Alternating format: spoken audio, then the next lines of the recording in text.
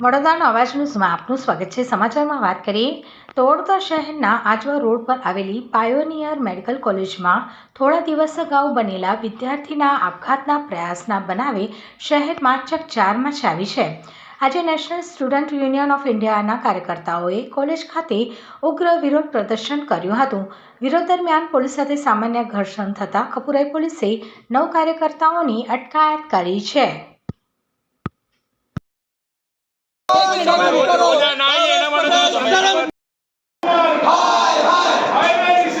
Torture થઈ ગયો તમારા સ્ટાફથી પણ સાહેબ અમારું અમે રાખવા છે લોકોને એવા પ્રોફેસરો જે જાતીય સતામણી કરતા હોય એ લોકોને રાખીને મતલબ શું છે તમારે? મારું નામ વૈદ મીતા મસરૂ છે। હું અહીંયા પ્રાચાર્ય છું।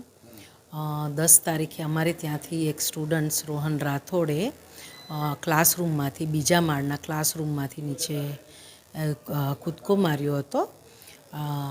એ ઘટના બનેલી છે। પ્રોફેસરનું કંઈક કનડગત હતી અને પ્રોફેસરના ત્રાસથી કર્યું હતું આવો આક્ષેપ છે અને ફરિયાદ દાખલ થઈ ગઈ, શું કહેશો?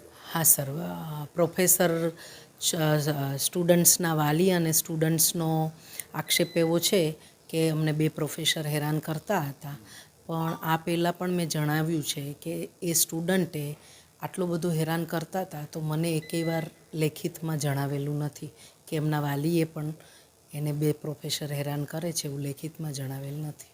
જવાબદાર પ્રોફેસરો સામે શું કાર્યવાહી થઈ છે થવાની છે? સર, જવાબદાર પ્રોફેસર ઉપર કાર્યવાહી કરવા માટે આપણે થોડું નિષ્પક્ષ જાંચ કરવી જરૂરી છે અને બીજા સ્ટુડન્ટ પણ ભણતા હોય, એક્ઝામ ગોઈંગ છે તો આપણે એના માટે એક સમિતિ બેસાડેલી છે। સમિતિ એનો રિપોર્ટ તૈયાર કરે છે, કારણ કે નિષ્પક્ષ જાંચ થાય એના માટે થઈને થોડો ટાઈમ લાગી રહ્યો છે, એના માટે અમે દિલગીર છીએ, પણ સાથે સાથે કોલેજનું વર્ક પણ ચાલુ છે।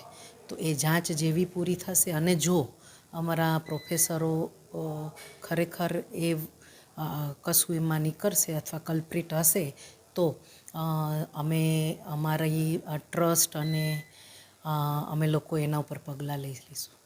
તમે એની સુવિધા આજે તમને રજૂઆત કરવામાં આવી છે, એમની શું માંગ છે વિદ્યાર્થીઓ? હા, એ NICUની પણ એ જ માંગ છે અને એમના વાલીઓ પણ એવું કહેતા હતા કે આ ટીચરોને તમે બરતરફ કરો તમારી કોલેજમાંથી, પણ ખરેખર એ કલ્પ્રિટ હશે તો એના ઉપર અમે પગલાં લેશું, એ અમે અહીંથી ખાતરી આપીએ છીએ તમને। આ બાબતની તમે ટ્રસ્ટીગણને જાણ કરી?